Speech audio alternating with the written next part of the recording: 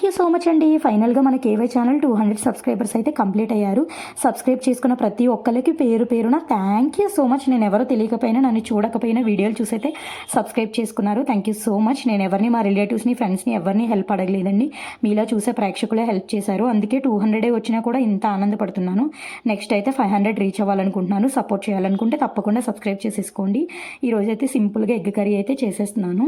Stove పైన అయితే first pan పెట్టేసుకుని ఆయిల్, పచ్చిమిర్చి వేసి బాగా ఫ్రై చేసుకోవాలి. ఫ్రై అయ్యాక అల్లం వెల్లుల్లి పేస్ట్, పసుపు కూడా వేసి ఫ్రై చేసుకోవాలి. ఫస్ట్ అయితే ఎగ్స్ బాయిల్ చేసేసి పక్కన పెట్టేసుకోవాలి. ఒక 4-5 పీసెస్గా కట్ చేసేసి ఎల్లో అయితే పక్కన పెట్టేసేయాలి. ఎల్లో స్మెల్ వస్తుంది కదా. సో కట్ చేసుకున్న 4-5 పీసెస్ని కూడా తర్వాత దీంట్లో యాడ్ చేసేసుకుని ఒక 2 మినిట్స్ ఫ్రై చేసుకుని కొంచెం కారము, ఉప్పు, మసాలా పౌడరు, కొత్తిమీర, కరివేపాకు కూడా యాడ్ చేసి ఒక 2 మినిట్స్ అలా ఫ్రై చేసుకున్నాక దించేసే ముందు ఎల్లో కూడా వేసేసుకోవాలి. చాలా బాగుంటుంది వేడి వేడి వైట్ రైస్ కానీ చపాతీకి కానీ. Bye bye.